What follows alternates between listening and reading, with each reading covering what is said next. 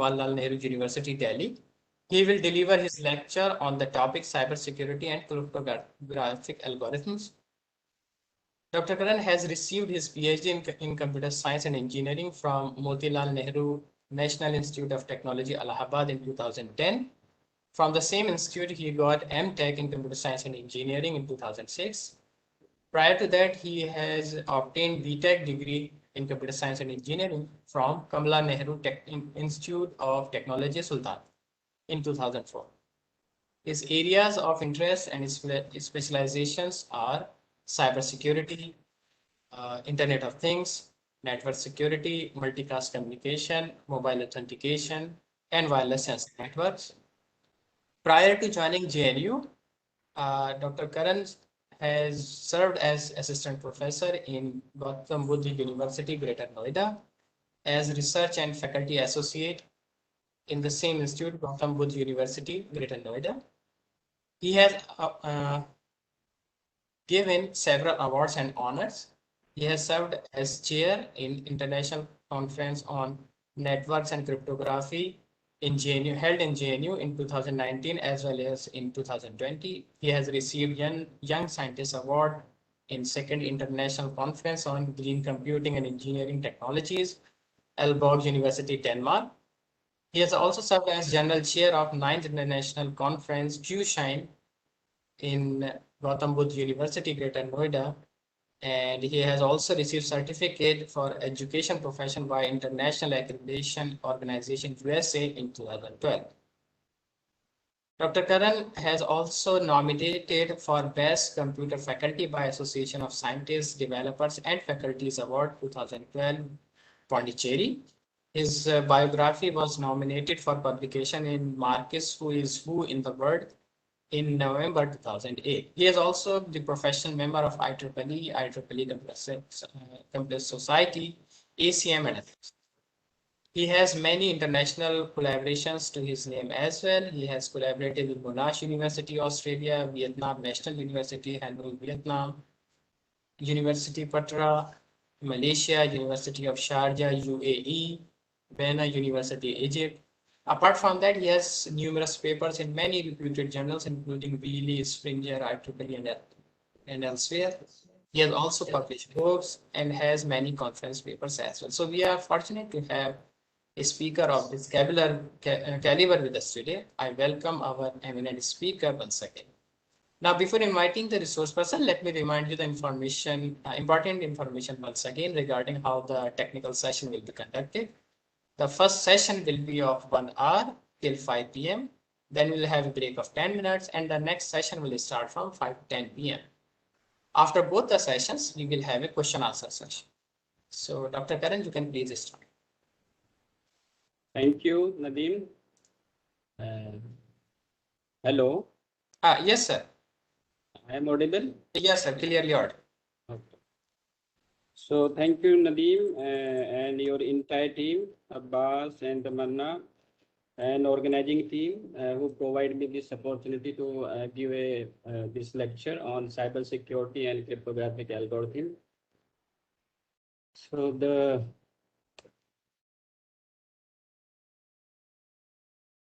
slide is moving? Yes, sir. Okay. They are moving.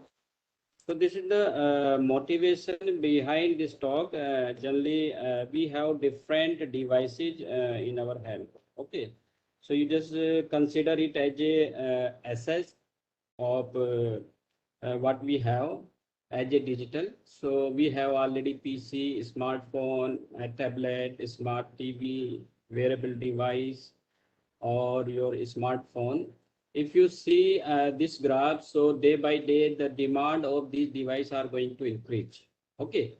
So if you see this demand is going to increase in millions. Okay. So this is the one motivation. If we have or we are using the different type of the device, it may be sometime we are using multiple kind of the device. So the data, you just say the data generation and you say the data forwarding. So you can find out there are the many issues related to security may be come. Okay. Second motivation is you just see what is the outcome of this device. Okay. So if you say the outcome, so outcome, if you say we are using different device, so this device will generate the multiple kind of the data. Okay. And a volume of the data. So again, there are the many issue related to security may come, like who is the source of that data generation, who is going to forwarding that data, and what is happening with that data. For example, suppose we are forwarding a image or video, is it authentic or not? It may be some fabrication is done. So as a researcher, we need to find out or provide the solution with respect to these issues. For example, if someone is working on source authentication, so you just try to find out how we can identify, okay, your data is it coming from genuine source or not. So there are the many issues related to this. So this is the one motivation. If you see here, the device demand is going to increase day by day, and the volume of data also going to increase day by day. If you compare the both graph in 2020 and 2020, so you can see the volume of the data also going to increase day by day. Again, there is a one more important issue, that is denial of service attack, which is going to happen on a particular service. So suppose you are using a service, you are using any server. So this attack may be happen, and this attack again going to increase year by year. Okay. So if you compare the graph of 2020 and 2020, so in 2020 it is more with respect to 2020. So you can say that the attack demand or attack is going to happen on a particular device or data. Okay, according to your by year, it is going to increase. Now, if we start some very basic term, what is exactly security? So you just remember one term, you just say it is a kind of the protection. If suppose we have some kind of the device or some kind of the data, so we required or we need to provide a protection to that. And there may be that protection in form of the hardware as well as software. So you can provide the hardware security as well as software security. For example, software, you need to install some kind of the antivirus on your particular device. So this is the one example of the software security. But sometime if suppose anyone steal your same device, which is having the antivirus, then what happens? So your antivirus will not stop that particular person. So for that we need some hardware kind of the remedy. So it may be you just say the lock, or you just provide the lock to particular device, or you just provide some CCTV or other kind of the remedy in form of the hardware. Okay. Now, second question is where you want to provide that security. So there are the three kind of the environment. One is the local environment where you want to provide the protection in that particular device which is used by a particular user. Okay, it may be suppose you are using your mobile or PC. It means you need to particular remedy which is required and install those software which is required. So that is a kind of the local environment. Second, when you transmit your data from one node to another node, source to destination, or you just say the node to node. So again, we required some kind of the remedy or security solution in between.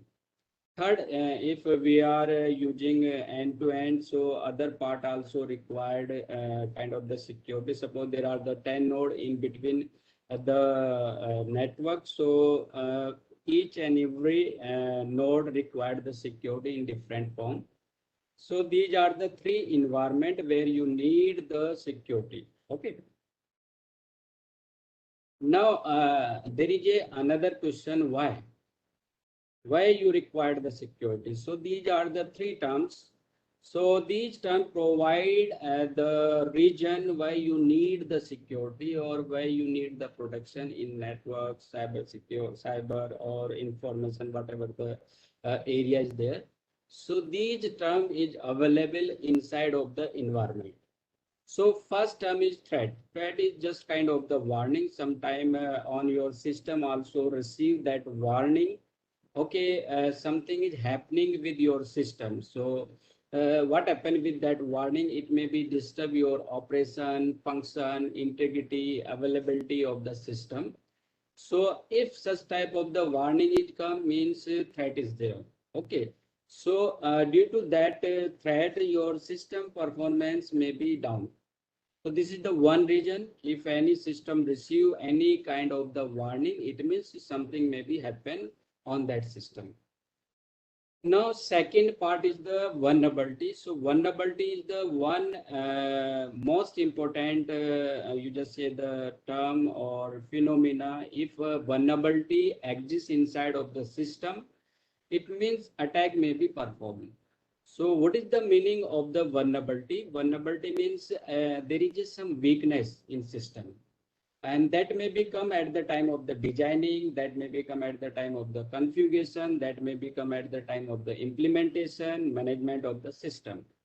Okay.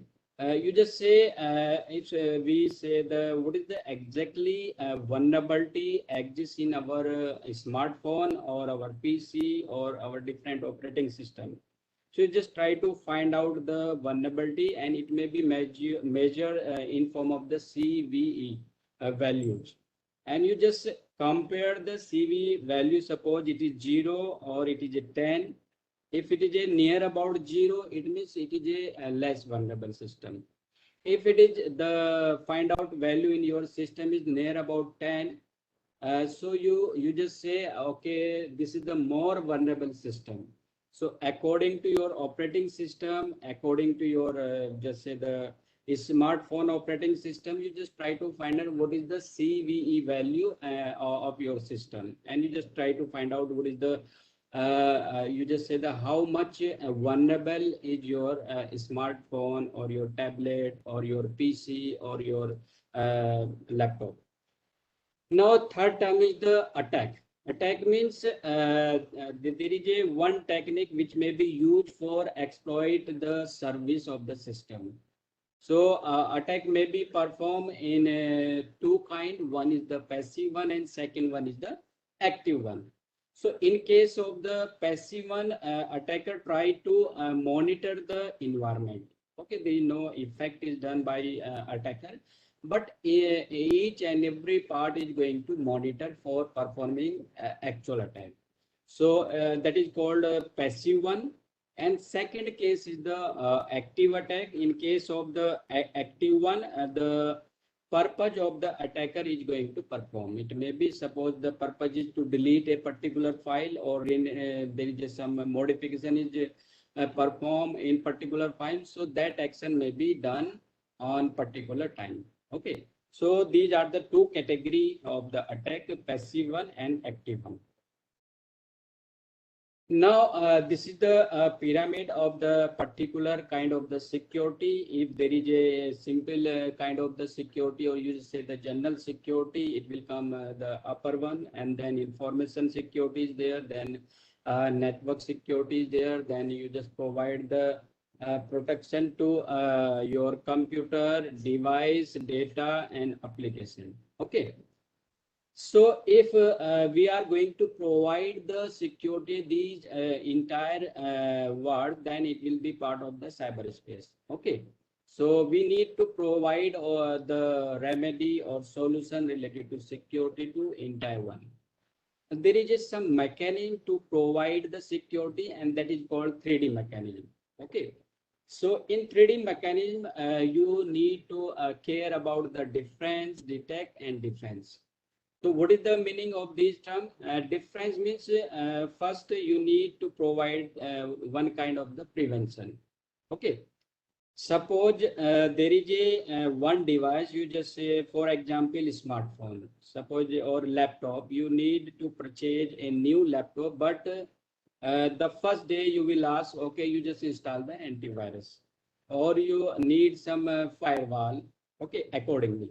So that is a one kind of the difference page. Difference means you need to provide prevention mechanism related to security. Now, second term is the detect. Detect means suppose you have a antivirus, then regularly after 15 days, after 1 month, or what is the your use of the system, depend upon that, you need to scan your system. Okay. So after 50 days, each 50 days or each 15 days or 1 month, you need to detect your system is attack is there or not. Now there is a third phase that is called defense.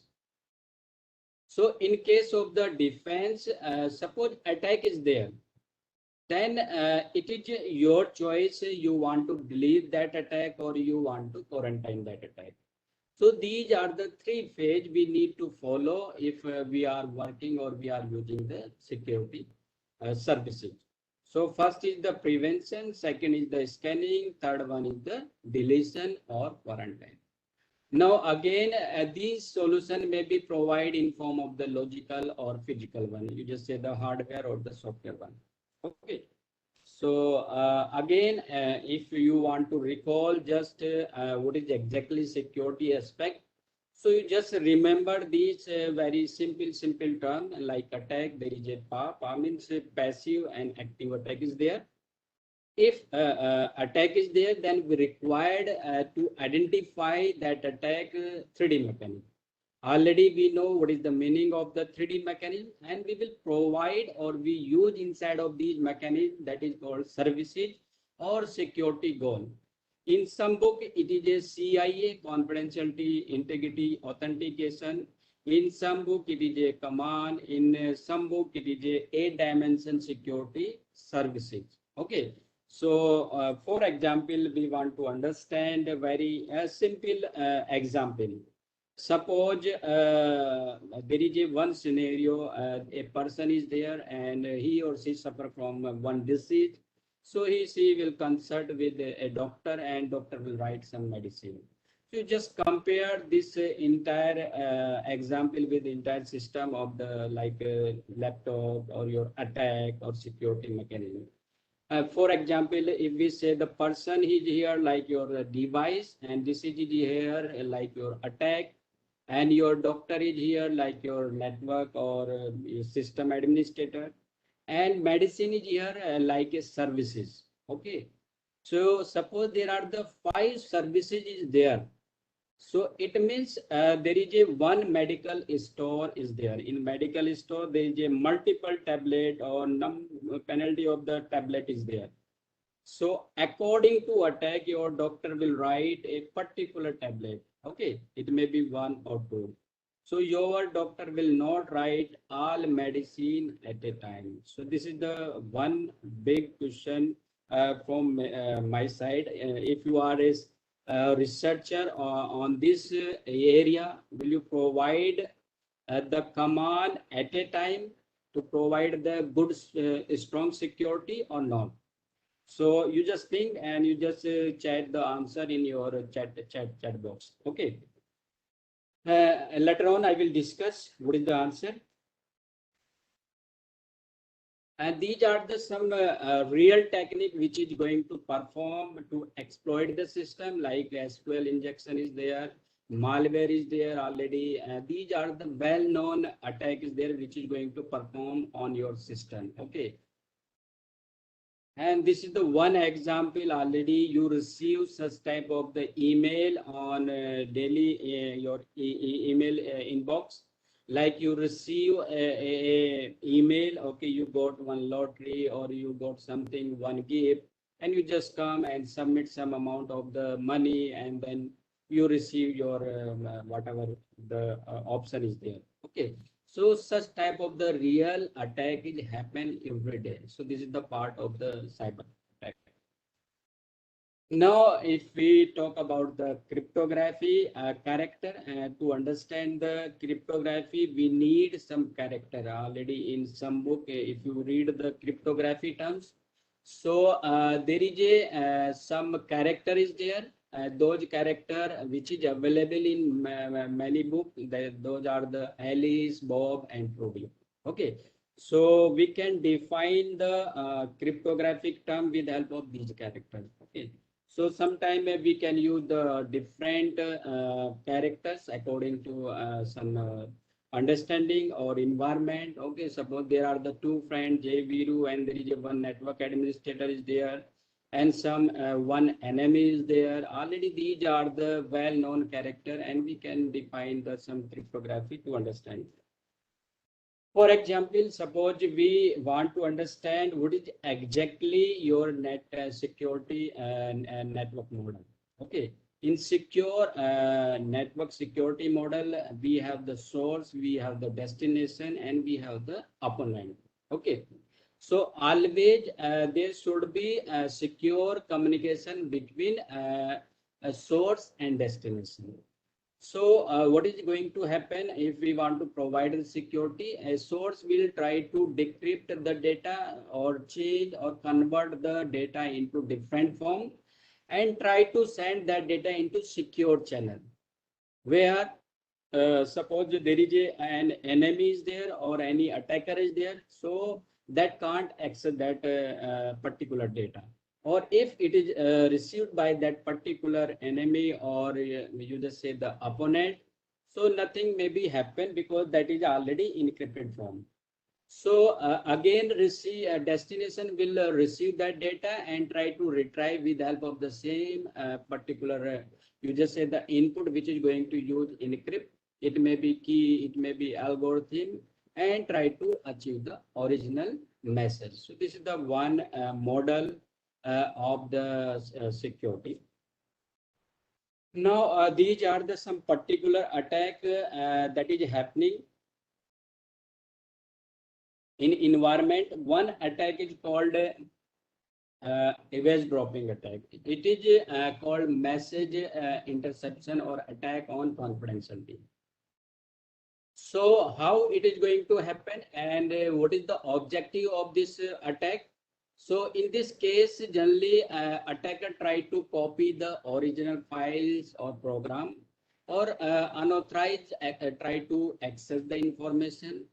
In this case, the confidentiality is going to breach. It means someone is there, and suppose two friends are going to sending the message to each other. There is someone opponent, and he or she try to achieve the original message. And what is the purpose? That may be performed accordingly. So this is called eavesdropping attack. Now, there is a second attack that is called attack on integrity or tampering with message. In this case, attacker try to stop the flow of the message, or it may be try to delay the, or it may be modify the message, or it may be released after some time. So these are the objective or event happen inside of this kind of the attack. Now, there is a third attack that is called authenticity attack, or you just say the fabrication of the identity. Okay. So in this case, someone tried to use the identity of other one. Okay. For example, there is a source and there is a another opponent A that is saying, okay, I am the source, and try to send the data on the behalf of that source. So that is the same issue.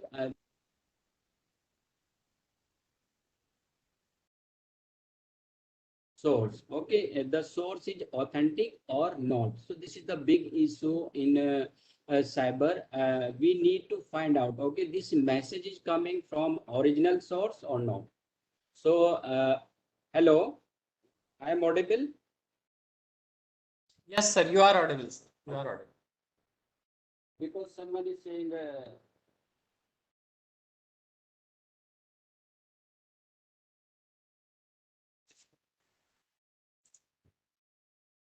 just a minute.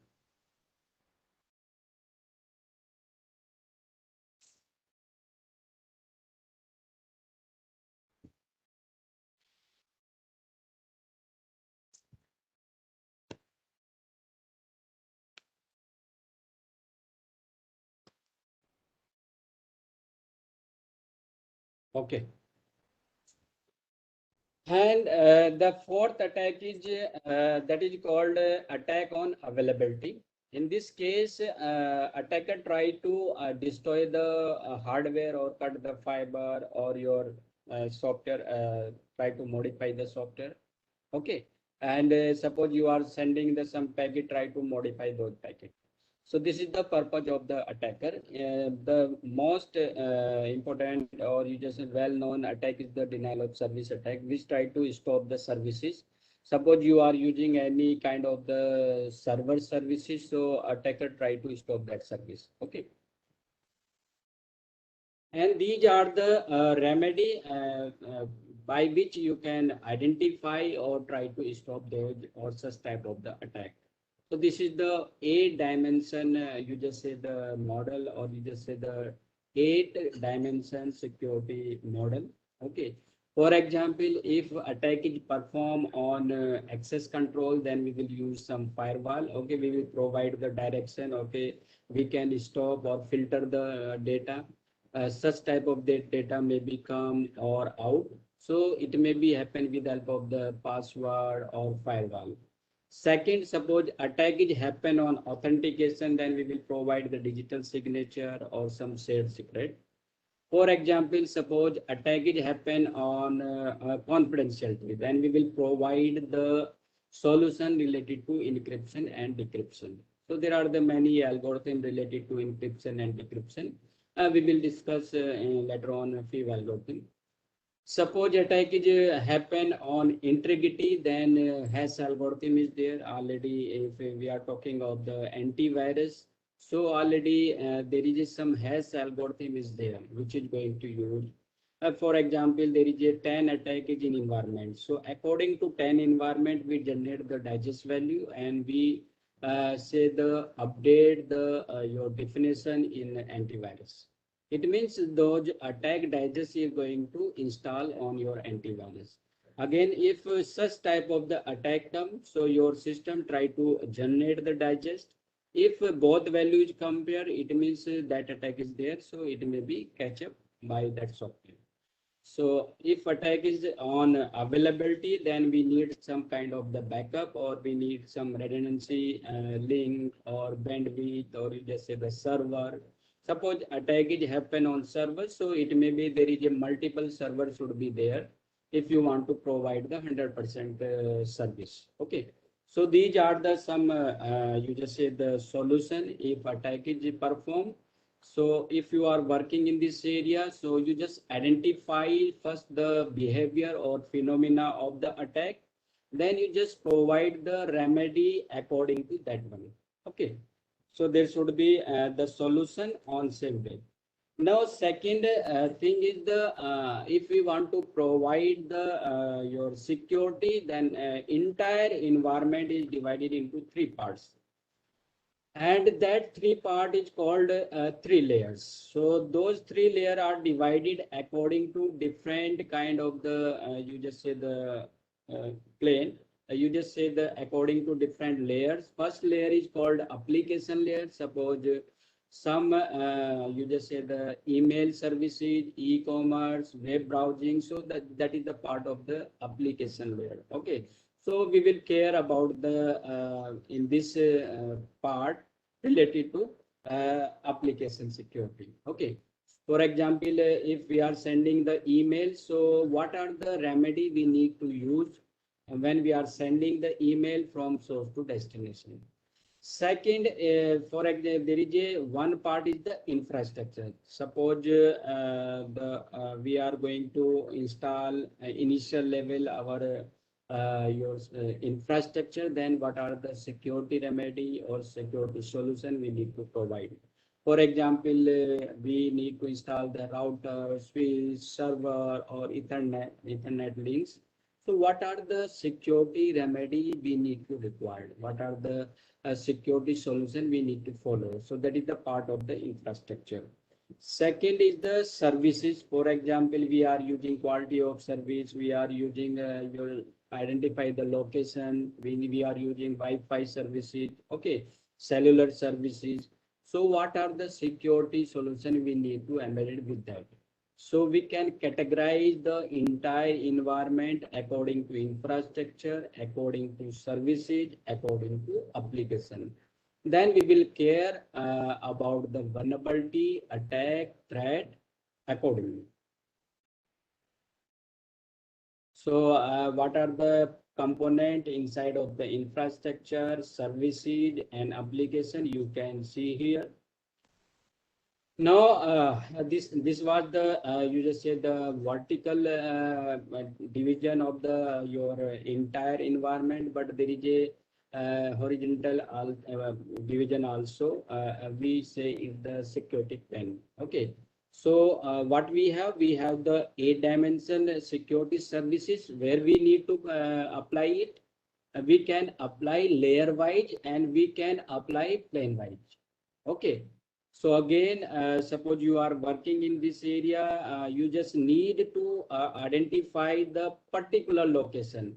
Okay, the layer is infrastructure and plane is your management or your controlling or your end-to-end. Okay. Then again, the service is confidentiality or authentication or integrity. So you need to identify one by one. Okay, then you can find out the exact solution. Okay, if you take the entire system and try to provide the solution, so there may be some issue on that solution. So if really you want to provide a good solution, you need to recall all dimension of these according to your layer, according to your plane, or according to your type of the attack. Okay. So according to plane, we can divide the plane end-to-end user plane and controlling like where your controlling signaling is happening. Then how we are going to manage the system. So we can divide again horizontally in 3 planes. Okay, the entire environment. So these are the part of that planes. Suppose we say if the end user plane, so there are some protocols which exist inside of this. Suppose it is a controlling or signaling security plan, there is some protocol. We provide the security to those protocols. Same way the management one. Already we have discussed these terms: confidentiality, authentication, message integrity, access control, non-repudiation inside of the 8-dimension security goals. Okay, what is the meaning exactly, and how we provide these security goal? What are the mechanisms we use inside of these different type of the goal? So you just think, suppose there is a particular environment, then we use some cryptographic mechanism, and it may be like that environment plus you just said that crypto is used for security. Okay, for example, there is a network security or cyber security or information security. We take the one example of the network security. So for that, because one term you say the network is going to use, so you need to try to understand what is exactly inside of that environment. So here I am taking the example of the network. So in this network, there is a, if you read any book, so these are the main crunch of that network, computer network. So we are going to start from media. So if you read any book related to computer networks, so the authors will discuss the media. So there are the 2 type of the media, wired or wireless. Again, there is some discussion about the topology. Topology means the physical representation of particular device, where your device is exit and how it is going to connect it to another node. So that is called the topology. So it may be in form of the tree, it may be in form of the mesh, it may be in form of the ring, bus, and stars. So these are the way how they are going to, you just say the grounded the wire and how they are going to connect it to each other. Okay. Now, other side, there is a classification of the computer network. Suppose you want to send the data, so you are going to broadcasting or unicasting. What are the technology you are going to use? So what is the environment? It is a local one, it is a home area network, it is a campus area network, it is a metropolitan or worldwide. So what is the range of sending your data? What is the different technique is going to use, but what is the location of that particular node from where you are going to sending and where is your destination? It may be in local area or it may be home area network or worldwide. So this is the classification of your computer network. Now, in this case, the most important part is the protocol. Suppose we are using any communication, any networking part, so we follow the protocols. Protocol means sets of rules. Okay. So these rules are generated or made or prepared by some models. So already there are the two model inside of the computer network, like OSI reference model is there, but generally we follow the TCP/IP model for communication. And there are the five layers like application layer, transport layer, network layer, data link layer, and physical layer is there. So generally we follow the sequence, the same manner, what is the written here. So first, suppose data is going to generate, it will generated by application layer. Suppose we want to provide some kind of the security on application layer. So there is some component we will care and provide the security accordingly. Again, it will go to transport, then it will reach to network, then it will reach to data. So there is some function or some thing happen with that particular message. So that is the internal part. I'm not going to detail and the particular layers. So you just think if we are going to provide the security, then we need to care about each and every layer. Okay.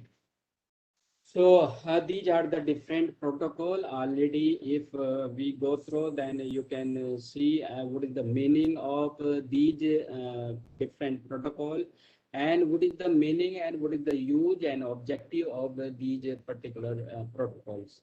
For example, if we talk about the application layer, there is a FTP is there is a STTP is there, and on transport there is a TCP and UDP. Two main protocol are there.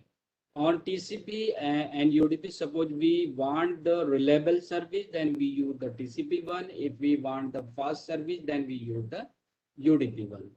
On network layer, IP is the main protocol, and IGMP, ICMP, RARP, ARP, these are the supporting protocol. So I am not going to detail these protocol. Now, on same way, you can understand what is exactly meaning of the network security. Okay, so in network security, suppose we are providing network or cyber security. So anyhow, we will use any kind of the media.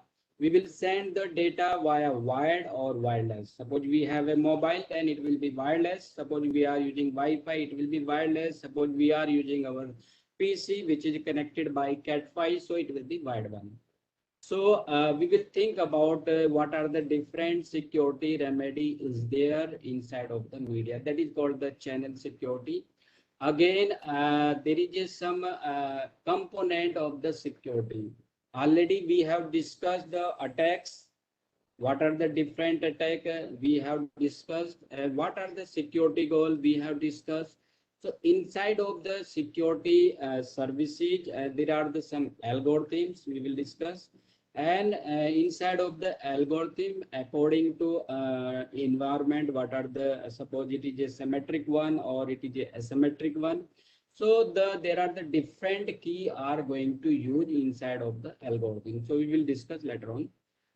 Now, other side, there is again type of the network security or different type of the security you can categorize into two form, and one is link to link and another one is the end to end. Okay. So suppose there is a 10 node, for example, and we will provide the security to each 10 node. Okay. So it is called link to link security. And another is end-to-end one. Suppose there is a source and there is a destination. We will not care about the intermediate node. So we will provide the security solution at the side of the source and another at the side of the destination. Now again, there is a question you just think about and answer on your chat box. And if you are a researcher in this area or you want to work in this area, so which one is just followed by you? It may be link to link or end to end. So if you select any answer, then you just give the reason why. Okay. So what is your objective? I will give one clue. There are the two objectives. One objective is to provide the strong security, and second objective is to care about the cost. So these are the two, you just say the point or key point. According to that, you try to find out the trade-off. Then you can give the right answer. So we will discuss after this session, okay, if you need. Now, this is the, you just say the architecture, how we can develop a big kind of the security architecture. So suppose you are the one, or you are a team, or you are an organization, or you are the multiple organization, then what we can do. So this is the way how we can increase our, just say the skills and research, or you just say the outcome. For example, there are the some basic kind of the security algorithm is there. So we try to read those, study those. If there is any loophole is there, then we try to think, modify those, or we try to make in parallel one. Okay. So for example, basic any security algorithm is there. If there is any issue is there, so we try to create such type of the level of the algorithm. For example, DES is there, AES is there, is there any loophole is there? So we try to think, identify those loophole and try to find out the solution accordingly. So this is the basic level of the work. And second level of the work is, suppose there is a one particular protocol is there, and there is a one component, for example, ESP is there. So can we create one protocol, one component which may be use basic kind of the algorithm? So here ESP is there, which is going to use DES. So we can think at the second level work. And third level work is you just create a particular protocol. Okay. So in first case, you may be one or two person. In second one, it may be one team. And third one, you may be use multiple kind of the person. Okay. Then if you create such type of the protocol, then you can embed it inside of the your architecture. That is, you say it is a security patch or a security complete solution for a particular system. Okay. So this is the way how you can provide the solution. Now, this is the security deployment, how we can provide the security, what is the way. So first, already we have discussed with help of the 3D mechanism. So it is called prevention. If already there is a threat is there, vulnerability is there, attack is there, then we need to provide the prevention with respect to those.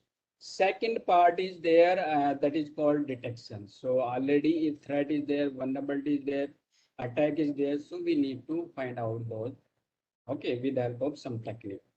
Now again, if we have some solution, we need to install those solution and try to deploy and try to analysis. Okay, what is happening? Suppose attack is coming. What is the phenomena? What is the behavior? What is the repetition? What is the type of the attack? Okay, so there are the many solution is there. So as a researcher, you need to read some literature according to your flavor and try to find out the solution. Okay. So just 1 minute.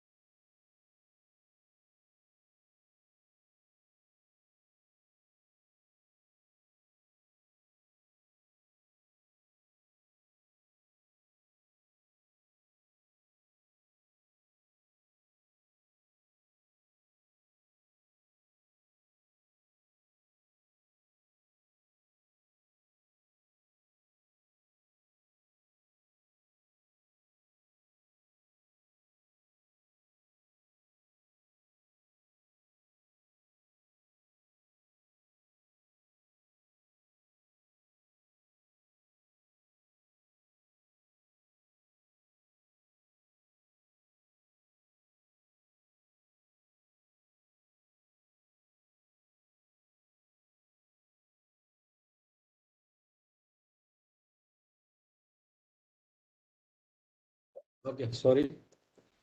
So, if suppose, for example, then there is a particular environment is there, and we are going to use a command, or you just say the a dimension services, okay, or any kind of the security solution. So we say it is a network security. If you see here already, we have discussed command or your different kind of the services are going to use cryptographic solution. Okay. So in next part, we will discuss what is exactly cryptography. And so can we stop here and we will take one break. If there is any question from audience side, we will take for 10 minutes. Then we will start the second part, that is crypto one. Yes, sir, sure. We can take a break of 10 minutes and then we will start at 5. Yeah. So And with, question answers, I think it would be better if we take all of them in the end because, it usually goes on. It is usually long question answer session. yeah. So is there any question from audience side?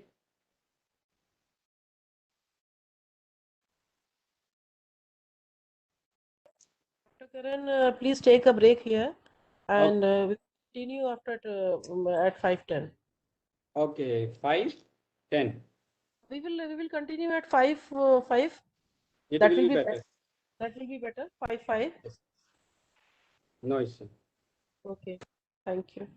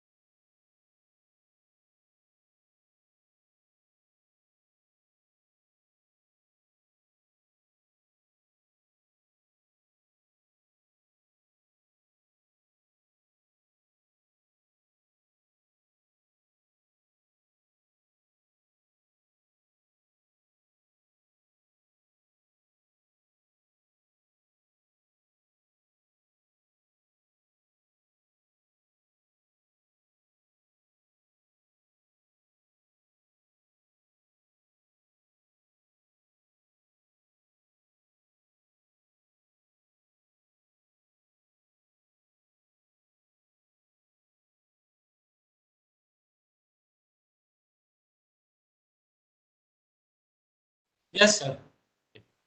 So can we start? Yes, sir, please. So this is the second part of this talk, and we will discuss about the cryptographic algorithm related to confidentiality and other one. So now first we will start about the history, what is exactly cryptography, when it is going to start it. So from participant side, can you imagine what is the time? Okay.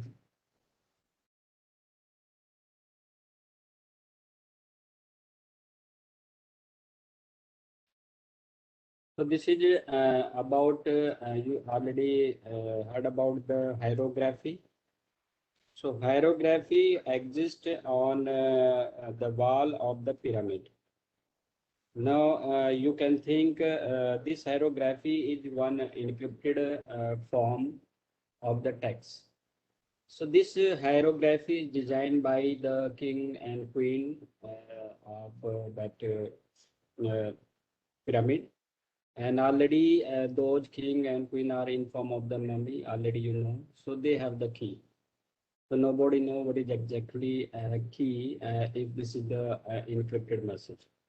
So there are some researchers who are working on this hieroglyphy. They try to identify the original message with the help of this ciphertext. We just say the converted form of the original message.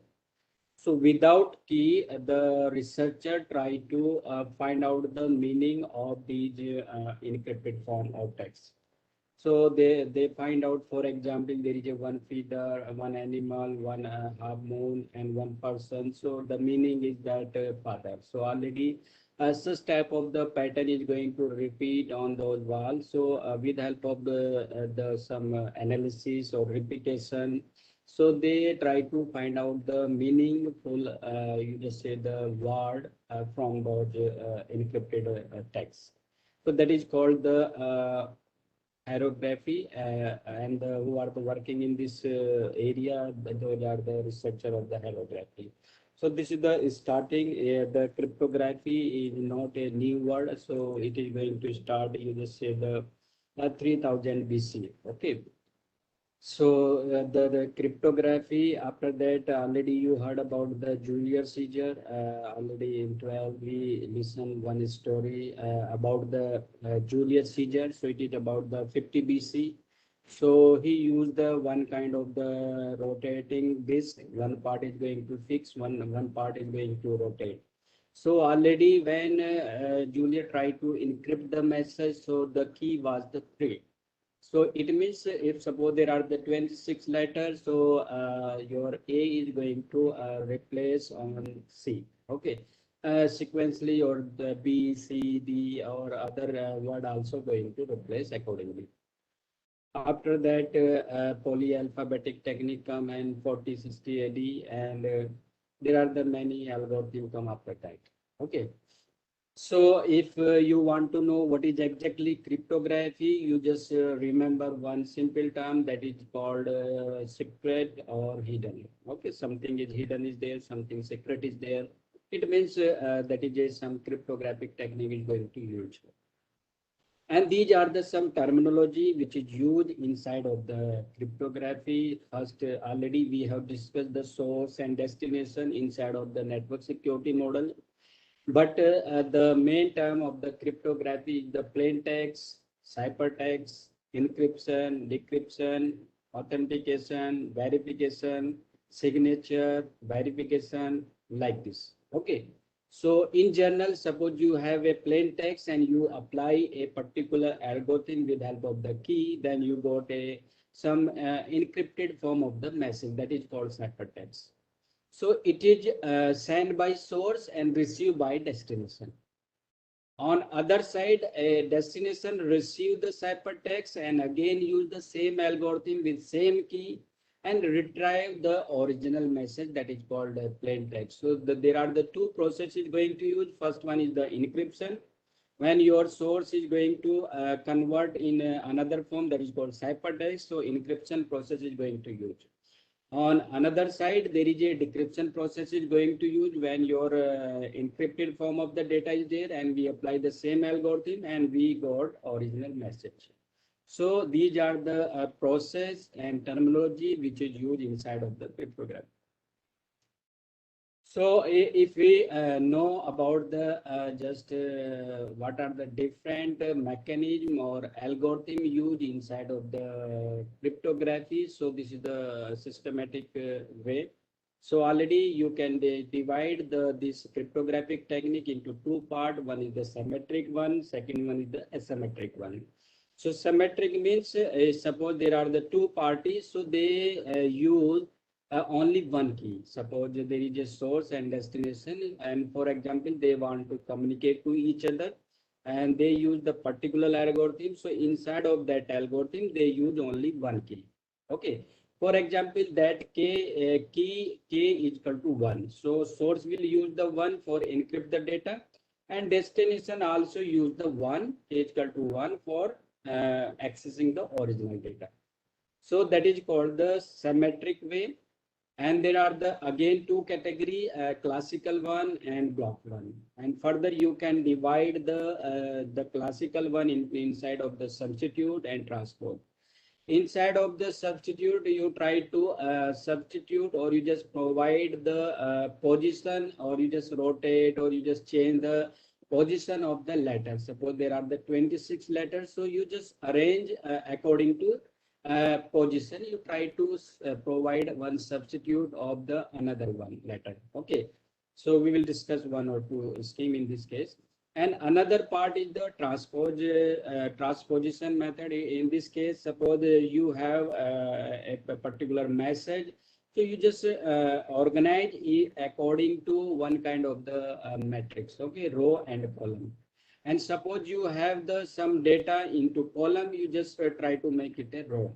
So it means your some original data will be converted according to row. That is called transposition method. Okay, rail-bench and pure transposition. Another side is asymmetric one. In this case, the user or source and destination use the public and private key. So according to requirements, suppose we need authentication and or confidentiality. So already there is a one pair of the key, and in pair of the key there are the two key, one called private key and second called the public one. Suppose we represent public with PU and private with PR. Okay. Now, if we just read PR and PU, so PR will come first. Okay. And there are two service, you just say the authentication and confidentiality. So in first letter A and C, who will come first? A, authentication. So if we want to use a key, so because A is first, authentication is first, if we compare A and C. So first at the source side, we will use the PR, means private key is used first at the side of source. And at the destination side, we will use the PU or public key. It means with the help of the private, if we use the source side private key, and at the side of the destination, we use the public key, it means the service which is going to receive, that is called authentication. And vice versa, if suppose we do the reverse one, source use the public key first and destination use the private one, it means the service which is achieved by that is called confidentiality. So this is the way how we can use the pair of the key. With the help of the one pair, we can use or we can achieve the both services, that may be authentication as well as confidentiality. So I will discuss the one algorithm that is very well known RSA algorithm. With the help of the RSA algorithm, we can achieve the both services, authentication as well as confidentiality.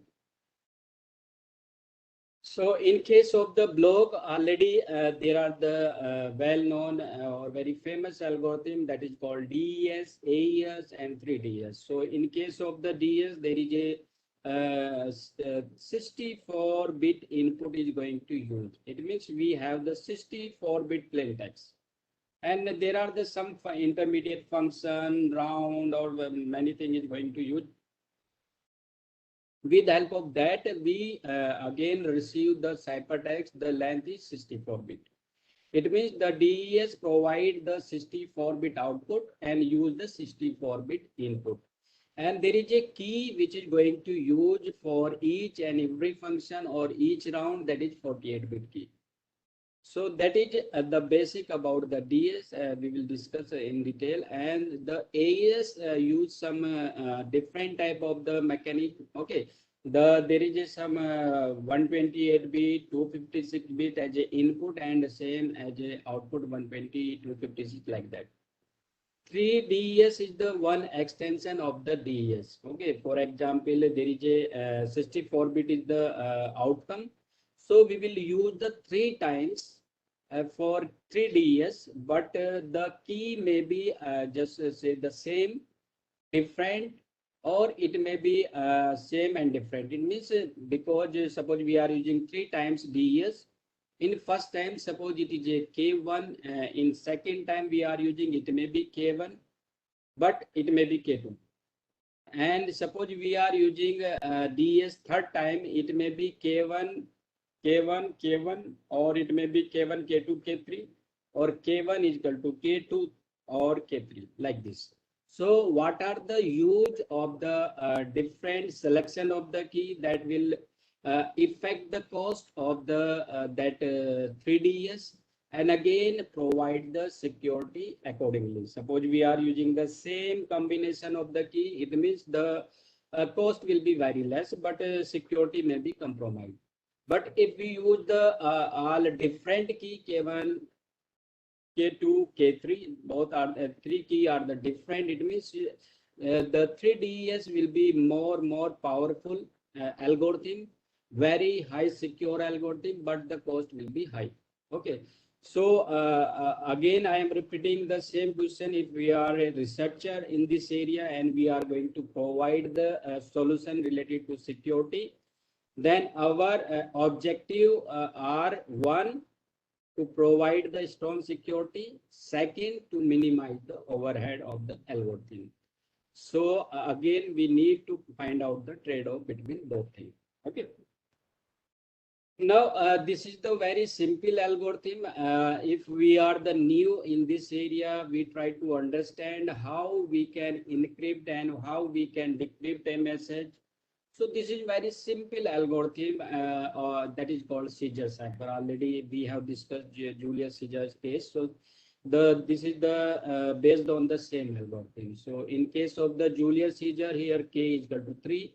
But in case of the Caesar cipher, we can use k is equal to 1 to 25. So there is a issue that after 25, a attacker can achieve the original key. It means the brute force attack may be happen on this algorithm. So how this algorithm work, or how this mechanism work? So you just take, there are the two terms C and P. Already we have discussed. C is the ciphertext and P is the plain text. And the process EP is called encryption process. This is called decryption process. So mathematically, if we say the P plus K mod 26, mod will provide the reminder with respect to 26. The 26 here, because alphabet A to Z is 26 letters. And in second case, when we receive the plain text with help of the ciphertext, so the formula, or you just say the mathematical expression is different, C minus K mod 26. So you just use, suppose we want to encrypt any message, for example, my name, first letter is K. So K value, you just say here is 10. And suppose you are using K is equal to key is equal to 4. It means 10 plus 4, it will be 14. Okay. Then you just calculate the mod with respect to 26. So again, answer will be 14. So you just try to find out what is the letter exists on 14. It is O. So K will be replaced by O. So that will be the ciphertext with respect to K. If we use the K is equal to, or key is equal to 4. If we use the k equal to 3, then ciphertext will be different. If we use the k equal to 24, then your ciphertext will be different. Okay. So if you change the key, ciphertext will be changed. But algorithm is same. So key is the one important, you just say the input for any particular algorithm. Already we have discussed which type of the attack is performed on this algorithm. Second is the playfair key matrix. So what is the issue? In first one, there is a one issue, brute force attack may be happen. So suppose there is a another way you can arrange your 26 letter into one matrix. You just take one key and submit that key into matrix first. Okay, if suppose some letter in your key is going to repeat, so you don't fill again and again. For example, you just see here, suppose keyword is monarchy. I will discuss what is the rule. First, this is the keyword, then this is the 5 by 5 matrix is there in say according to Playfair cipher. MONARCHY. So this is the key, okay, which is taken by user. Then you just fill it the remaining letter, okay, because A is there but B is not there inside of the key. Then you need to fill B, D. What are the letter remaining which is not exist inside of the key? But there is a one issue because you have the 25 space. And English, there are the 26 letter. So you need to fill 2 letter at a time. Okay, it may be IJ, it may be KL, it may be QS, it may be TU. Okay, there is no certain rule for that. In book, it is a IJ, but it may be, you just say the XY. Okay, or you just say what are the letter after that. Okay, it may be XZ, it may be WX accordingly. So this is the way how we fill this matrix. Now, suppose you have a ciphertext, sorry, plain text. So we try to divide that plain text into a pair. Okay. For example, already there is some rule to make a pair. For example, there is some same letter come for a pair like LL or OO. Okay. So if such type of the pair is there where same letter is going to repeat, then we need to fill by X or whatever letter you want to use, you can do. Okay. For example, BA is the one pair, but LL is not possible into a pair. Then we need to insert X. So LX will be one pair, LO will be one pair, ON will be one pair. Now, how we will convert this letter? For example, our plain text is MO. Okay. So what will be the encrypted form of the MO? So you just apply if it is in same row or same column. So we will just forward into same direction. It may be row or it may be a column. Suppose it is a column, then we will go up to down in same direction. For example, it is a MO, so your encrypted form will be M will be converted into O and O will be converted into N. So your answer will be with MO to ON. Okay. Suppose it is a MR. So M will be O, but there is no space or no letter after that. So it will go circular left one. So R will be convert as a M. So your answer will be O M. Okay. Same way on the your column byte. If suppose it is a MC, then it will be your C and E. Okay. But if it is a on diagonal one, for example, it is a C and P. So we will go for second row in this column, and we first row, first letter row and second row column. For example, this is the second letter, so we will try to find out the column.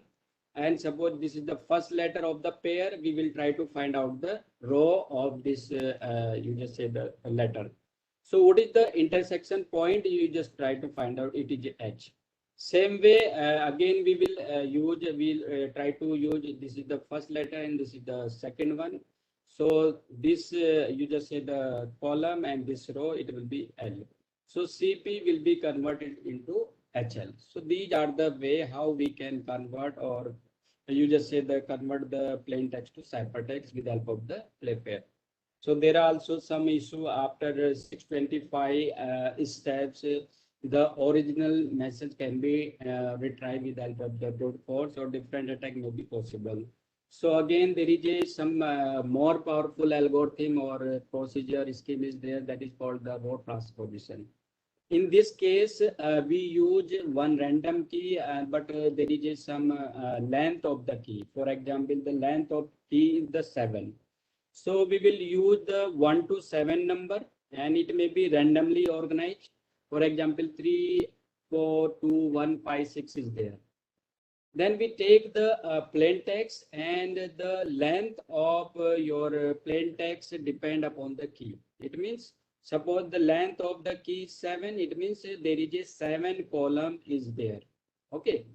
But the length of row depend upon the length of plain text. So how much long your plain text, we try to fill again and again, but column is fixed.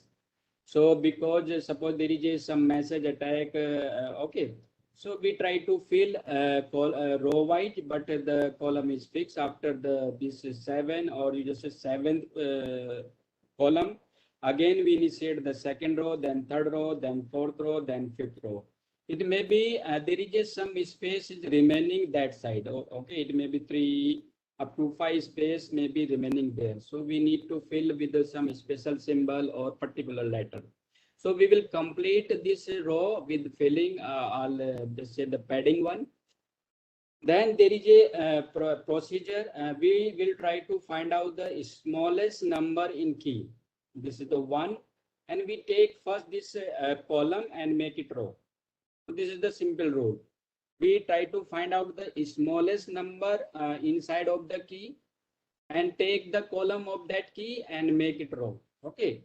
A, P, T, M is there, then it will make it a row. Then we take the second one, T, T, and M, then make it row.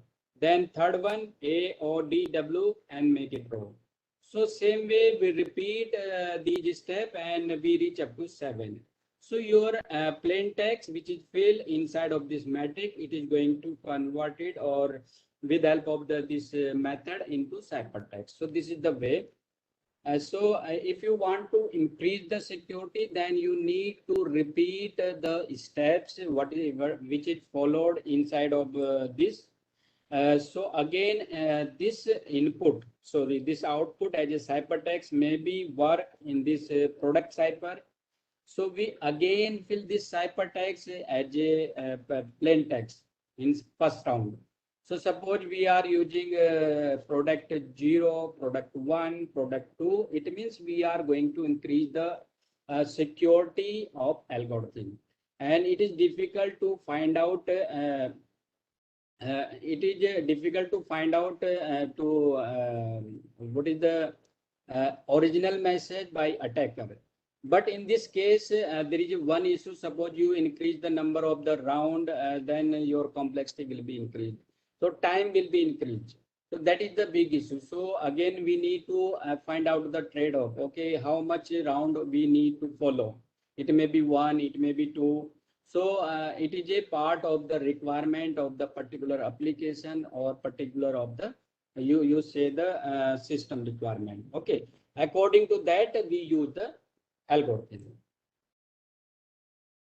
Now, this is the one classical method. Now, this is your block 1. In this, DES is there, very powerful, very strong, which is used. You just say the in current scenario also on many applications is there. Like IPsec, we use in email services. So inside of the IPsec, we use the DES.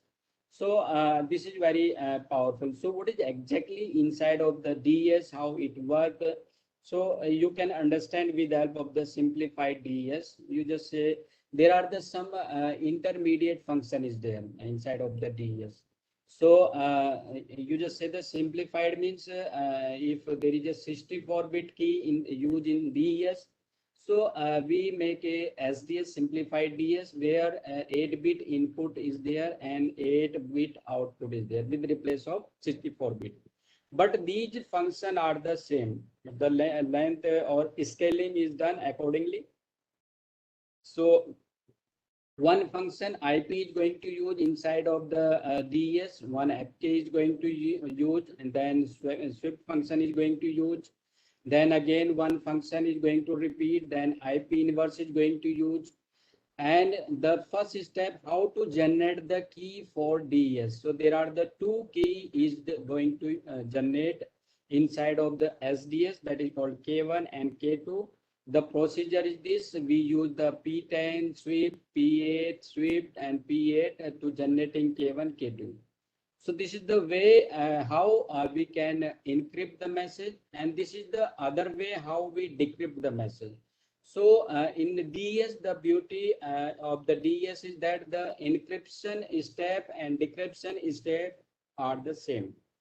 So you just remember one side, then you can remember the other side. But the key are going to interchange. Okay, you just see here, this is the way how we are achieving the ciphertext with the help of the DS. First, we have the input plain text, then we apply the IP, then we apply the FK1, then shift it, then FK2, then IP inverse. In a case of the reverse, when we try to achieve the original message at that destination side, then we have the ciphertext. You just see here the procedure IP same, then FK2, the K1 is going to replace by K2.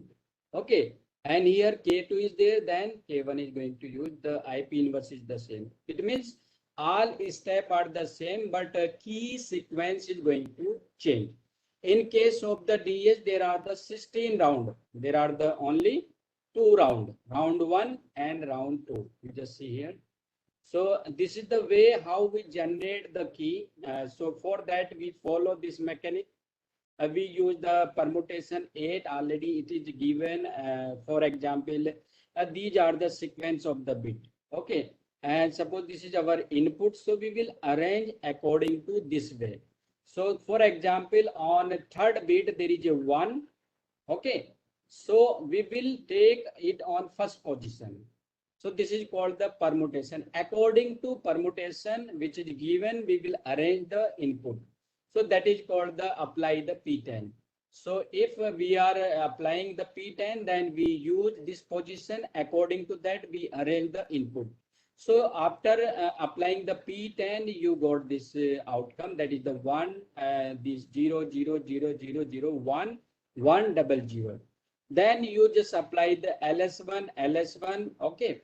So you first divide into, suppose this is the 10 bit, then you just divide into 5 bit and apply the LS1. LS means left circular 1 by 1 bit. Okay. So this will be shifted here. So after shifting, it will be circulate here and it will come here the first position, and these all 0 will be shifted. So it will be after LS1 0, 0, 0, 1, and it will be 1, 1, 0, 0. Okay. And then apply the P8. Already P8, this is the P8. It means what is the sixth bit? It will come on the first position, and what is the third bit? It will come on second position. So on this way you just apply the P8.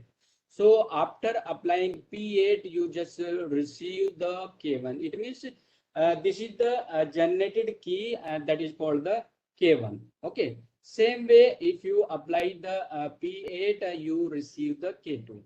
So this is the generated K1, and again this is the generated K2. Okay. So what is the use of the K1 and K2? You just understand this architecture which is related to SDS. So in case of the SDS, we use the IP. Okay. Then we divide into 2 parts, 4 bit. Okay. Then we apply the E by P, and then we apply the K1. Already we try to generate, we have generated the K1. So here the 4 bit, then with help of the E by P, it will be expand 4 to 8 bit. The objective of the E by P is to expand the bit 4 to 8. Then it will be XOR here 8 bit. Then again it will be divided into 2 parts. Then these are the S box, S0 and S1. The objective of this S box is to minimize the bit. Okay. So it will be minimized. It will do 4 to 2 bit. Suppose there are the 4 bit input, then with help of the S0 or S1, it will be 2 bit. Then again, we apply what is the outcome of the S0, S1. We apply the P4, and we take these remaining 4 bit and try to do the XOR again. Then we got the 4 bit.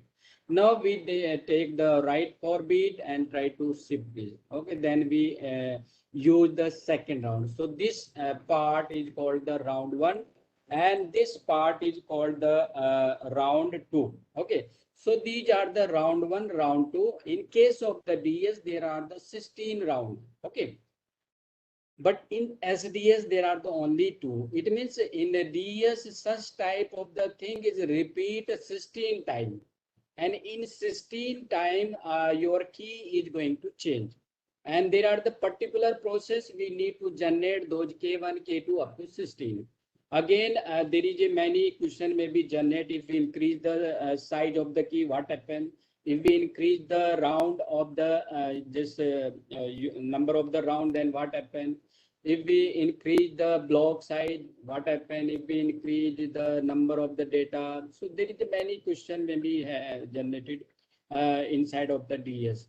So you just try to find out what may be happen. So this is the way how we use the SDS, and what are the inside of the SDS, what are the different component we are going to use.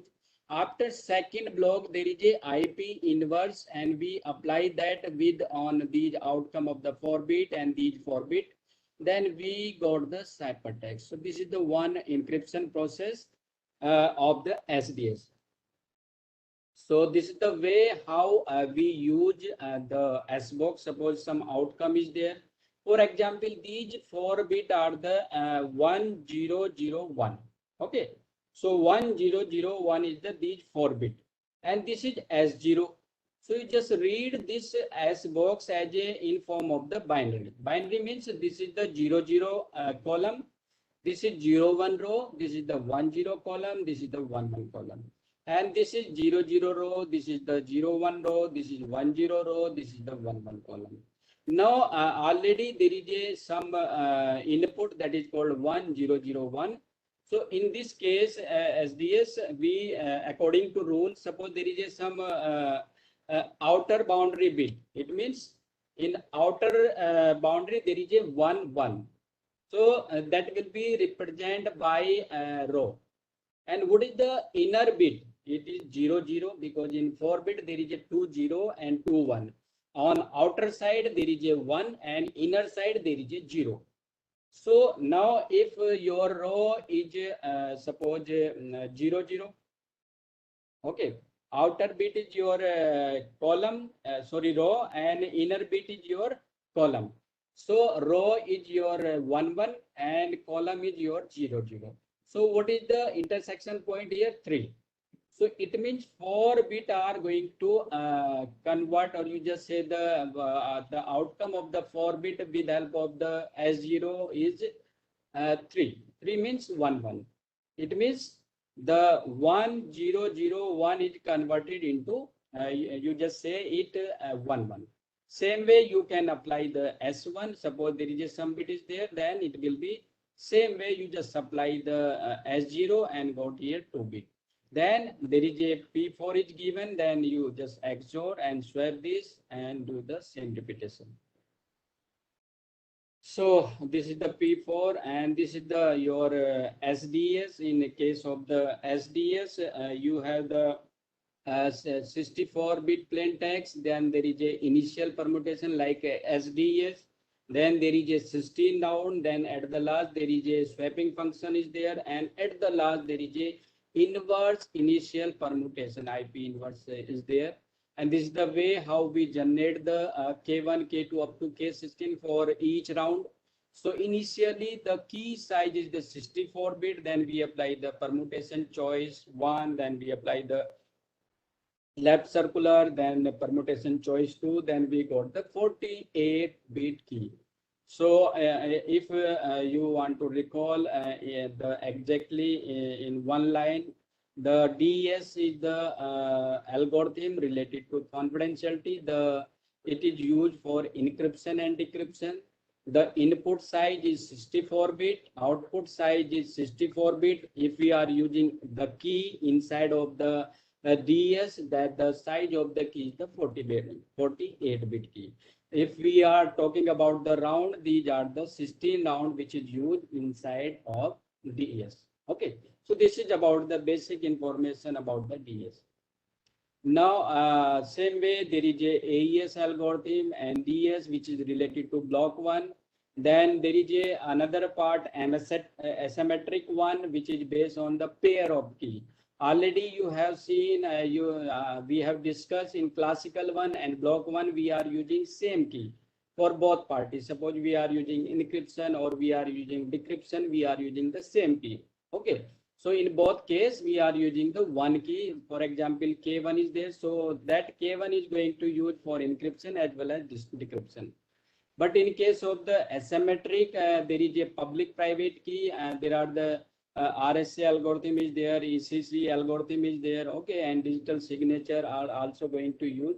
So in this case, the one terminology that is called primitive root. Suppose we are using this primitive root inside of the Dept algorithm. Okay. Suppose you want to share these key to each other.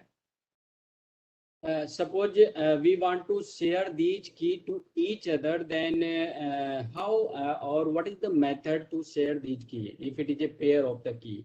So already there is a well-known algorithm that is called Dept algorithm. So inside of the Dept algorithm, we use the primitive root. So there is some input and the relation of those input, there is a one term that is called primitive root should be there. So how we calculate the primitive root of particular number? So already suppose there is a and n, those are the relative prime to each other. Then we try to calculate a to the power 2 up to a to the power n minus 1. Phi n means a Poisson function is this. So a Poisson function, if it is a prime number, we can calculate up to n minus 1. Suppose n is a number that is a prime. So we can calculate phi n, that is n minus 1. Suppose n is 11, so phi n value will be 10. So this is the phi n. So this is the, for example, we will calculate the a to the power 2, a to the power phi n in case of the, when we are going to calculate the primitive root. Again, we need to calculate the mod up to n minus 1. Suppose of these powers, a to the power 2, a to the power 3, a to the power n minus 1. So if the all remainder are different of particular a number, so you can say with respect to n that a is the primitive root of n. Okay.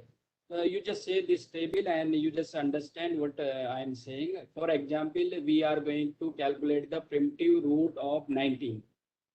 This is the complete table with respect to 19, but in some case we will provide particular one number. For example, we say 2. 2 is primitive root or not with respect to 19, or 3. 3 is primitive root of the 19 or not. So for that we need to calculate the power of the 3. Then again we need to calculate the mod of the 3 to the power with respect to 19. If the all remainder are the different, it means we can say the 3 is the primitive root of the 19. You just say here 2, 3 and 10 and your 13, 14, 15 are going to provide the different value or different remainder with respect to 19 of the power of these number. It means you can say 2, 3 and 10 and 13, 14 and 15 are the primitive root of 19. But if we change this 19, then the value will be different. Okay. If we change the value of the a, then value will be different. Okay. So this is the way. Now there is a one supporting algorithm that is called extended Euclid algorithm. This is used inside of the RSA algorithm. Suppose we are going to calculate the multiplicative inverse of the two number with respect to particular one. then in that case, generally we use the extended Euclid algorithm. Okay. So what is exactly extended Euclid algorithm? So there are the two number M and B. Okay. M is that with respect to we are going to calculate the multiplicative inverse, and B is that number. For that we are trying to find out the inverse of a particular number of this B. Okay. So for that we follow these steps and try to find out the multiplicative inverse of the B with respect to M. Okay. So in this case, we try to take A1, A2, A3. These are the three variables, B1, B2, B3. These are the variable, and try to store these values 1, 0, M. M already given 1, 0 we will take. Then B1, B2, we try to store these values 0, 1 and B. Already B is given. Okay. Now we will try to check if B3 0, then we check the GCD of the MB and say there is no reverse in multiplicative inverse possible. Okay. If B3 0. Okay. If B3 0, then there is no inverse is possible. If B3 is 1, then again we calculate with B3 and we calculate the GCD and we say B2 is your answer if B3 is 1. Okay. If there is no 0, no 1, then we try to calculate the one intermediate term that is called quotient that is calculated with the help of the A3 divided by B3. And suppose it is going to calculate it at step 4, then we store these value in this way. So we take the some temporary variable T1, T2, T3, and we try to store the value in this way.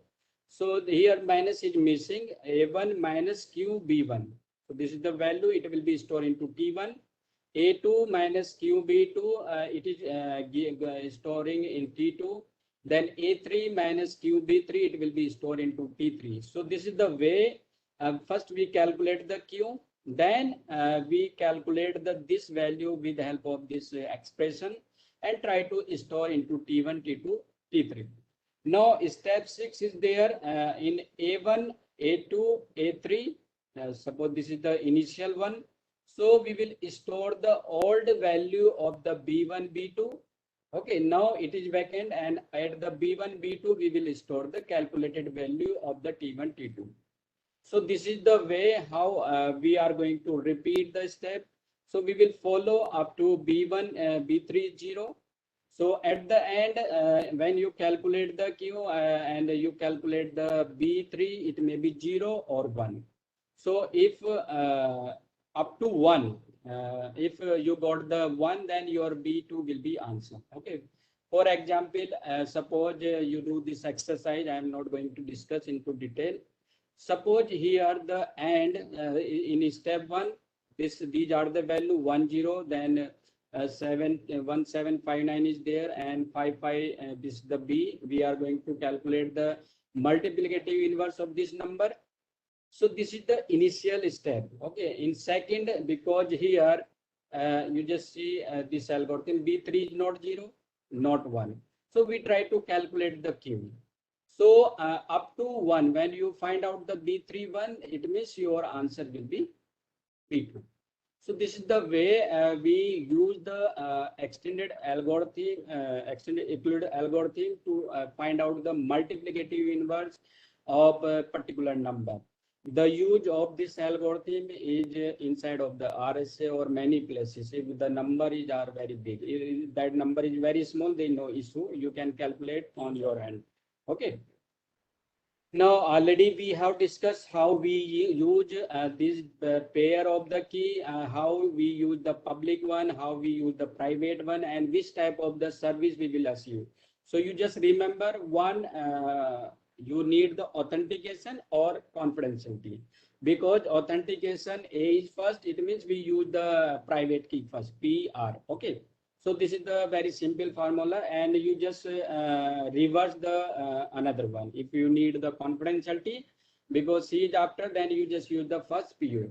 With the help of this figure, you just think which type of the service you are going to achieve. Okay. In this case, we are achieving, because the public key is going to use first, we are going to achieve the your confidentiality one. Okay. In this case, we are going to achieve the authentication one. So this is your algorithm that is called RSA1. This is the asymmetric algorithm, and that provide the both thing, confidentiality as well as authentication. Okay. In this case, there are the two main point. You just say the P and Q are the two numbers, and both are the prime, and both are not equal to each other. Then we calculate the n, that will be multiply of these two numbers. Then we calculate the phi n Toisen function. Already we have discussed what is exactly phi n. It will be p minus 1, q minus 1. Then we will multiply both outcome. Then we select one E, and how we select this E, we calculate the GCD with respect to phi n. Okay. So, we try to find out the value of the GCD of the phi n and E should be 1, and the range of the E should be between phi n and more than 1. Okay. So, it will be between 1 and phi n if we are going to select E. Now, we try to calculate the D. So what is the relation between D and E? So both are the multiplicative inverse of each other. Okay. So again, we can use the extended algorithm to find out the D. If we have selected E and we have find out the D, okay, then we can create the pair of the key. First is the public key, that is the E and N. Second is the private key, that is the DN. So this P and R is the pair of the key. Okay.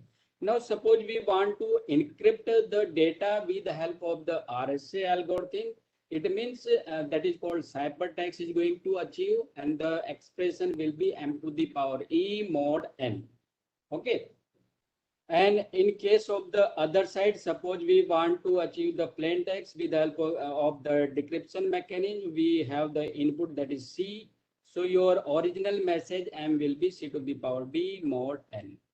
So with the help of this, we can encrypt the data. And if we want to provide the authentication mechanism, then we will use the D here and E here as a key. So only with this change, you can achieve the authentication one. Now this is the Dept helm. I will take the all query after this session. There no issue. This is the Dept helm and key exchange algorithm. In this case, suppose there is a two user, Alice and Bob. Already we have discussed. So they have their own private key and public key. Okay. So suppose public key and a private key, the XA and YA. Same, there is a public key and private key of the destination is XB and YB. So we will calculate the relation between public key and private key of the each user. Okay. Here G is the primitive root of the P. Already we have discussed what is the relation between G and P. So sometime G called the generator, sometimes it is a primitive root of P. Okay, in this Diffie-Hellman algorithm. So this is the relation. What is the YA? It is the G to the power XA mod P. Okay. Same way you just generate the YB, that is the G to the power XB mod P. So XA, and you with help of the XA, you just generate the public key YA. Now you need to find out the K and K dash, K A and K B. These are the shared key between Alice and Bob. You just say the user A and user B, source or destination. So this is the way how we can find out the K. So you just take the public key of the other user YB and private key of the first user XA. Then you just calculate the mode of the particular that prime number P. This is the your K. Same way, if you are going to calculate here other side shared key, so it will be public key of the first user and private key of the same user. Then you calculate the P. So here K and K dash should be equal. If it is equal, it means this is the generated the right shared key. Otherwise, we need to generate, or you try to find out the issue, what is going to happen. So this is the way how we generate the key with help of the Diffie-Hellman. So this is the one example. I am not going to discuss this example. Okay, you can use, I will share the PPT. You just see if there is any issue, then you just mail me. I will provide the your response accordingly.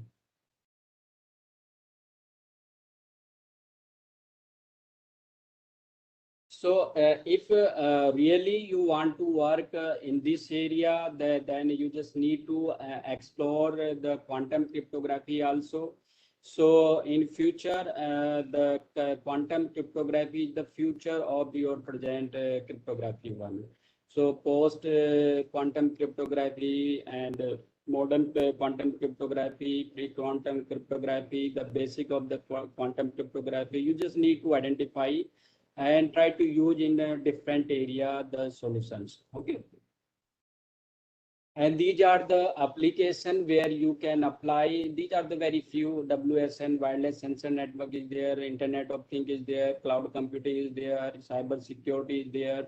Okay, many area is there where you can use the cryptographic solution. Already we have discussed few algorithms. So one dimension that is called integrity, and you just say the digital signature is remaining there. So in case of the integrity, we generally use the hash algorithm. SHA is there, MD5 is there, RIP MD5 is there. Okay, many hash algorithm is there.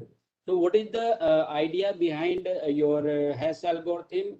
Generally, we try to generate the digest value. So what is the beauty of that digest? If suppose we provide some input X, so there is some property, there will be one unique digest will be generated with respect to X. Suppose we are using particular hash algorithm. Then again, suppose we send the message to destination, then destination again try to generate the digest of the X. So that digest should be equal, which is generated at the source side. If both are the same, it means there is no modification is done in your message. So that service is called integrity. And if you want to check the integrity one, then we follow the same method. So there are the many algorithms which is used for generating or checking the integrity services. Okay. Another, suppose we want to check the authenticity, or suppose we want to use some genuinity of the source or other thing, then we use the digital signature. But there is some issue. Suppose we are using one digital signature and we are using some digest, so we can compare what is the exactly cost of the one digital signature, one hash algorithm, one your authentication algorithm, one your confidentiality one. So what is the overhead of each and every part? Okay. Already I have asked one question. Suppose you have the suppose 10 solution, 10, you just said the 5 pillar of the security can be applied at a time for a to find out or to provide the strong security. So I will ask this question initially in first part. So I try to listen the answer from your side. Then same thing will be apply that thing here. Now, if you are the researcher in this area from different, you just say the discipline, you can use a combination of your expertise. For example, there is a one expert from biology, one expert from computer science, one expert from different allied area.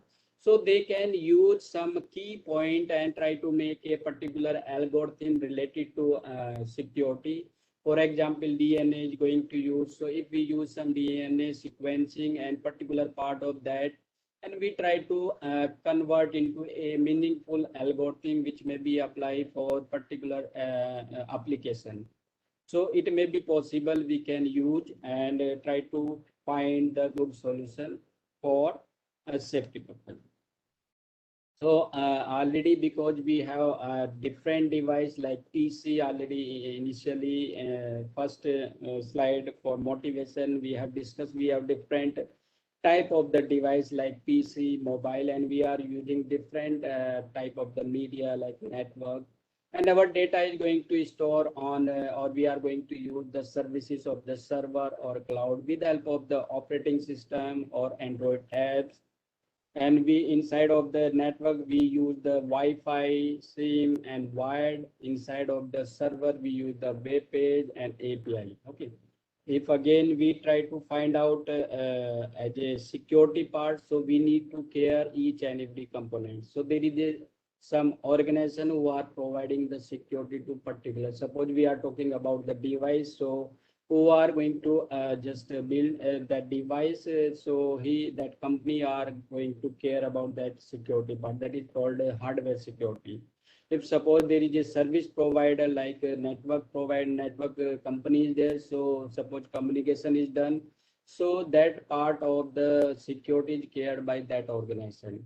Suppose we are using cloud service or server service, so their network administration is there who are caring about the server. So they are using the security remedy that side. Okay, so each and every part the security remedy is going to taken. Same way, if we are using our end, so we need to care about the security part. Okay. So suppose we are using particular apps, particular applications, so we need to care, okay, what is the security effect of this particular application or particular apps. Okay, can we need to install, or it is very necessary to install on our system or not. Okay, so that is your part, you need to care about that. So at the end or conclusion of this talk, already we have our system, our smartphone. This is our most important demand, because we can't live without our smart device or smartphone. Okay, so this is our demand. But if there is some attack is happening there, so we need to provide the security with respect to particular attack. So if attack is there, because we can't live without our smart device, so we need to care about, or we need to provide the security solution. So in between, already I told many times that if we are going to provide the security, so there is some overhead of that security. So how much overhead is effective? Is this is acceptable our device or not? So as a researcher, you need to find out the trade-off between security and overhead. If suppose we are working in this area, so first you need to identify attack or their phenomena or behavior, then you apply the security. Then you just identify what is the application and their requirement. The security is most important, then we will care or apply the multiple panel, or you just say the pillars. Or if it is not necessary, then we will compromise some security and we try to reduce the overhead. So this is the part of the researcher, and they need to apply their mind and try to find out the solution according to situation or requirement. Okay, so you just think about the capacity of the particular system, and according to that you just provide the solution. So this is from my side. This is about me. You just find out me on the website, and this is my email ID, karan@mail.jnu.ac. So thank you all for listening me. If there is any query, then you may ask. I will respond that. If remain. Thank you, Karan sir. There are in fact a few queries. Yes, so, please. let me ask on the behalf of the participants. The first one is, as DDoS attack crashed the server, then how can hacker use the resources on crashed server? There is one thing. Suppose some service is there, for example. So attacker will use the different server or different resource. There is the two entity. Already we have discussed, one is the source and one is the destination. So in this case, suppose server is your destination, and you just think source is your attacker. So source will try to send the multiple or penalty of the message at a time.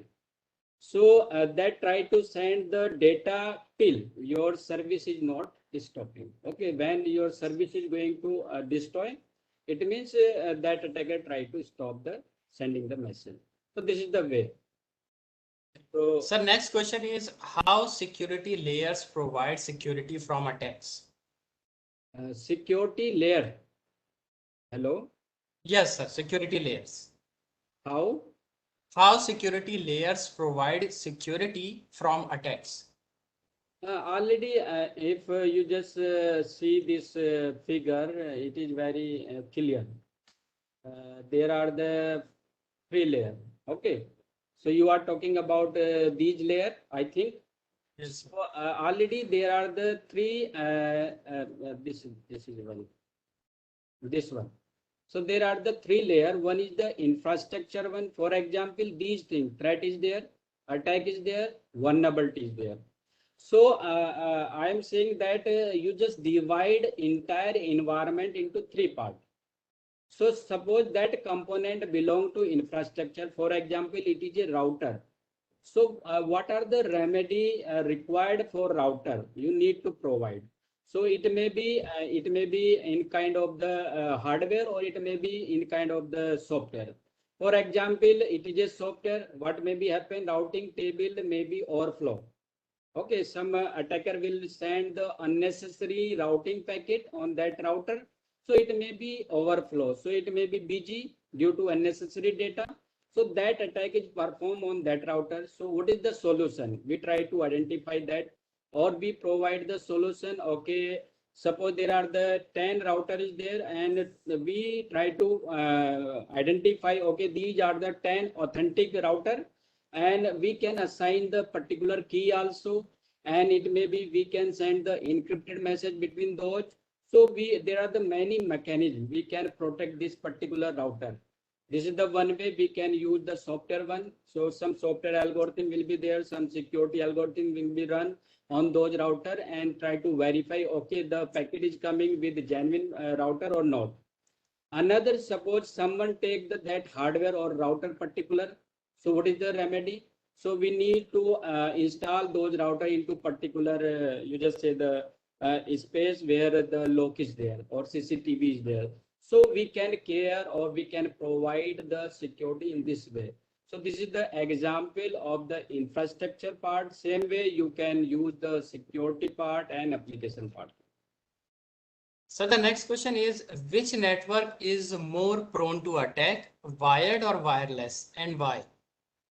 Already if you see wired in your hand, okay, so it may be the range of the wired is I think maximum 100 meter or maximum 1 kilometer. Okay, but if we are using fiber one, that is the different, but in case of the fiber, it may be grounded into earth.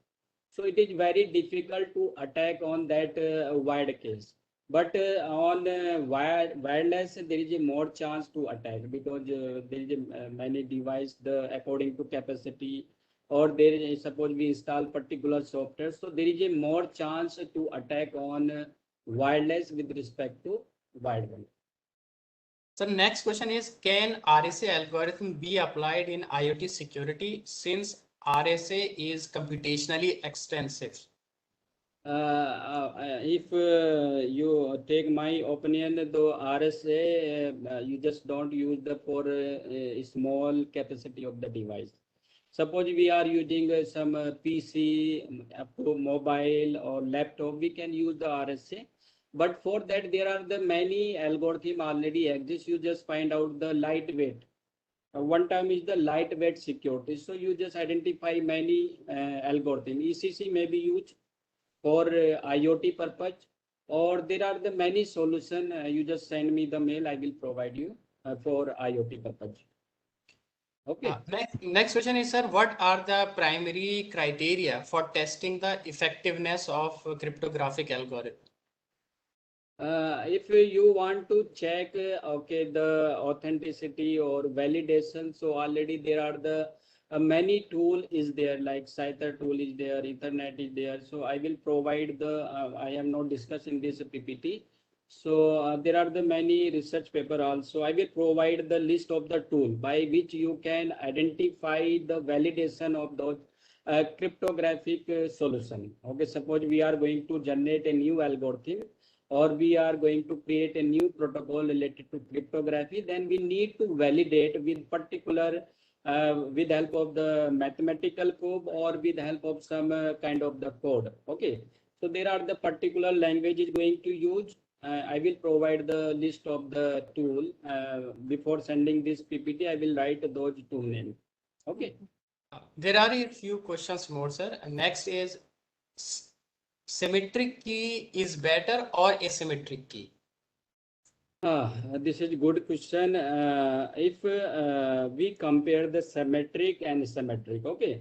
So symmetric means only one and asymmetric means two. So if we compare this as a overhead, you can think, so the overhead of the asymmetric will be more.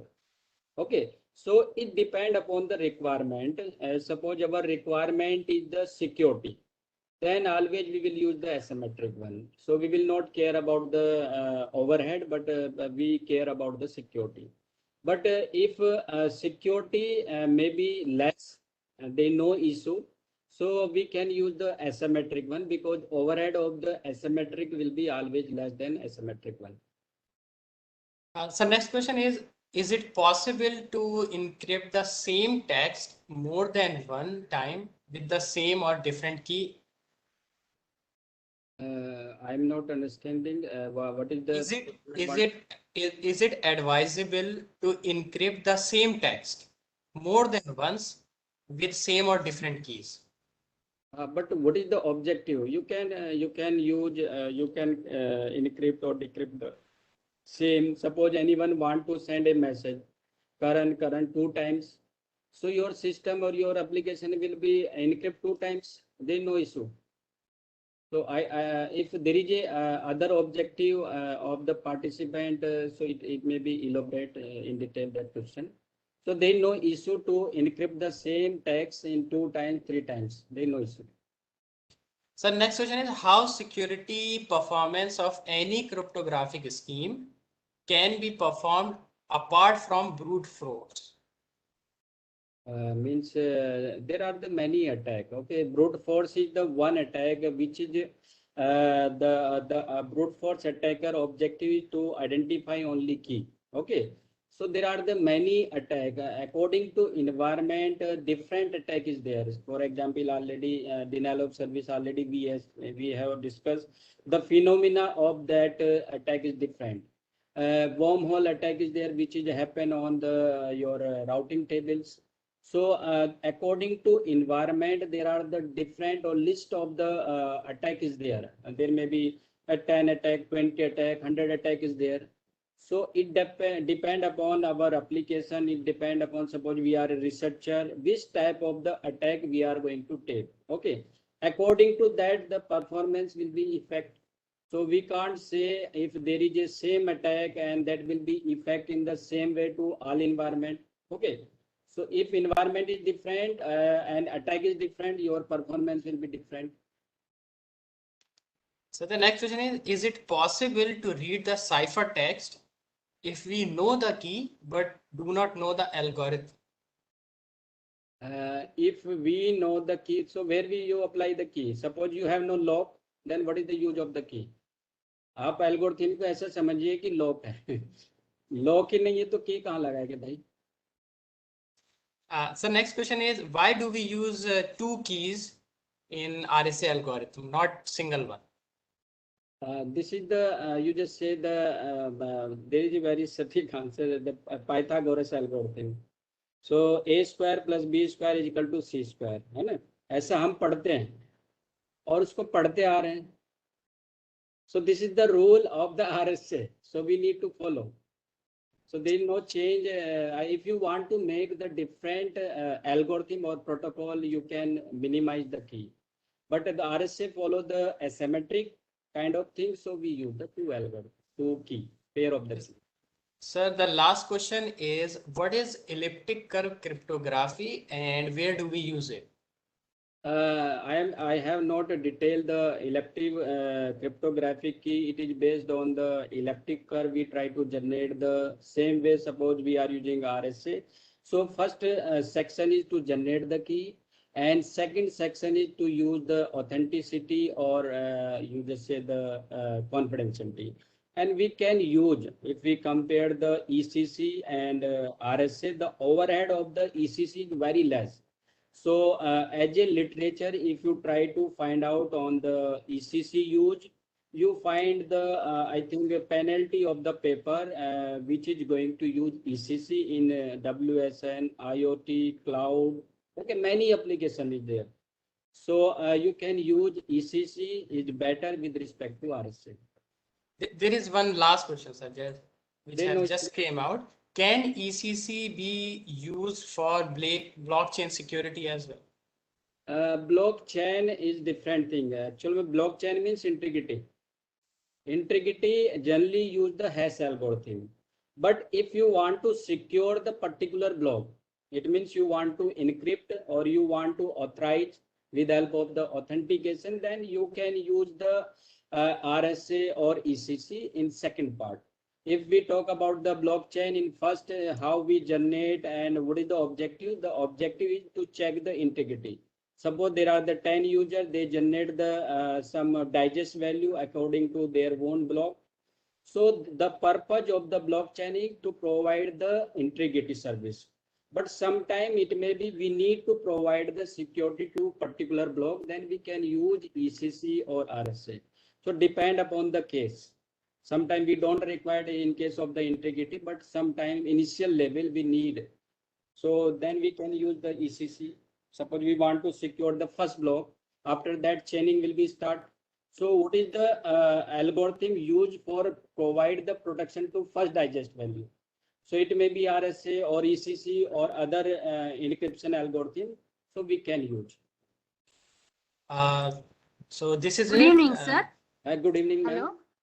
Sir, thank you for the informative session. Session was very nice, sir.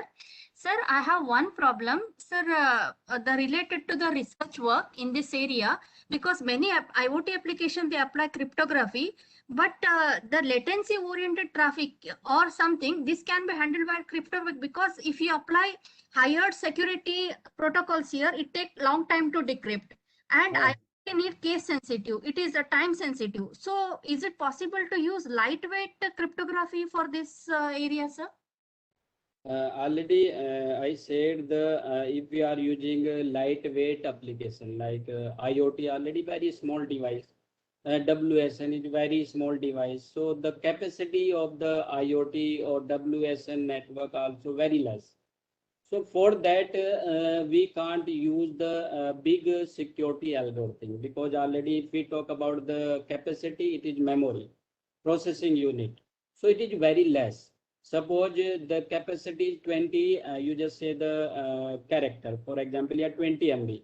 And if we say, okay, you just run the RSA, so it is difficult to run that RSA on that device. But sometime we use for that, we run that algorithm on other place and we provide just input or outcome to that device. So it may be happen. Edge computing is the part of that, or other allied area. We combine two things, IoT plus other part. Okay, for running we use the different capacity, and we will provide only outcome which is required for device. Suppose the outcome is 2. So we will provide as a input 2 to that particular device. Okay, when receive the 2 to that particular device, it will be execute the security part on that side. Otherwise, it will not work. So lightweight means if there is some particular lightweight algorithm is there, then we can use for lightweight devices like IoT or different areas. Okay. Okay, sir. Thank you, sir. Thank you.